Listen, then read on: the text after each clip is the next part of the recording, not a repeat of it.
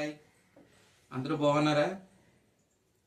ఈ ఆదివారం పిల్లల కోసం స్పెషల్ రెసిపీ స్నాక్స్ చిక్కుడు పిక్కల మసాలా గారి. ఇదిగోండి మనం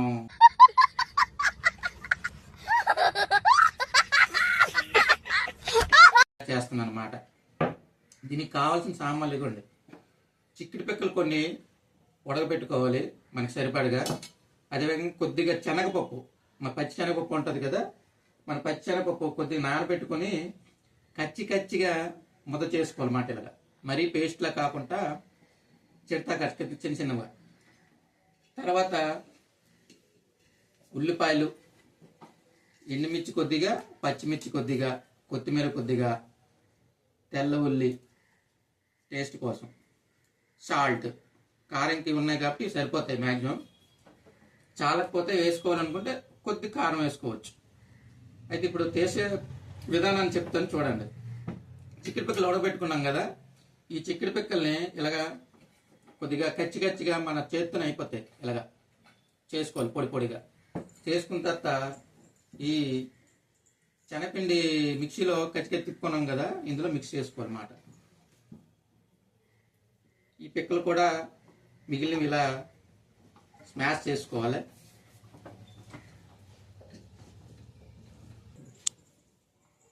చూసారుగా, ఇలాగా మనం ఉడకబెట్టిని కలుపుకోవాలన్నమాట. బేసిన్లోకి కలుపుకొని ఉల్లిపాయలు,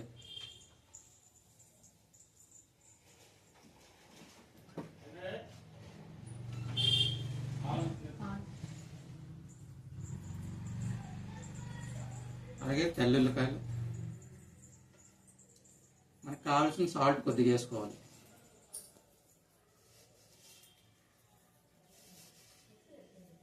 ఎండుమిర్చి, పచ్చిమిర్చి ఉన్నాయి కదా, తీసుకుని వేసుకుంటాం. కొద్దిగా టేస్ట్ కోసం మసాలా గారికి ఆప్షన్లో వేసుకోవచ్చు. కొత్తిమీర ఉంటే బాగుంటుంది. కొత్తిమీర కొద్దిగా,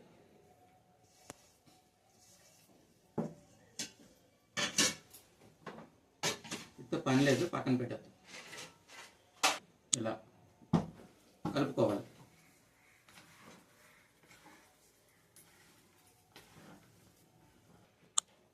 ఇవ్వండి, ఇలాగా అన్నీ కలుపుకోవాలన్నమాట. ఇప్పుడు మనం చిన్న ఉండలుగా చేసుకొని మసాలా కర్రీ ఎలా చేసేసుకుంటామో అలా చేసుకోవాలన్నమాట.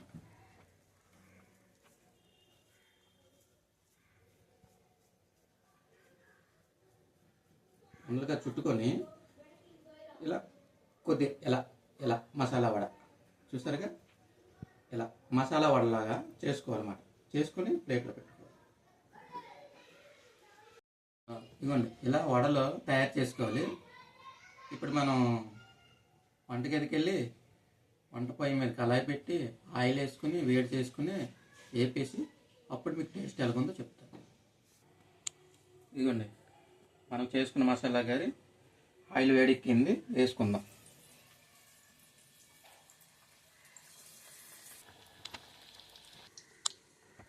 ఇలా వేగిన తర్వాత మళ్ళీ నెమ్మది తిప్పుకోవాలన్నమాట.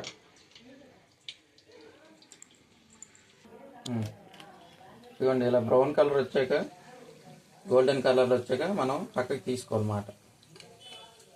ఇప్పుడు ఇలా తీసుకొని చిక్కుడు పిక్కల మసాలా వడ రెడీ. హాయ్, ఇదిగోండి, చిక్కుడు పిక్కల మసాలా వడ రెడీ అయిపోయింది. ఇప్పుడు మా అబ్బాయికి తినిపిస్తాను, ఎలా ఉందో టేస్ట్ చేసి చెప్తాడు. అసలు చూద్దాం.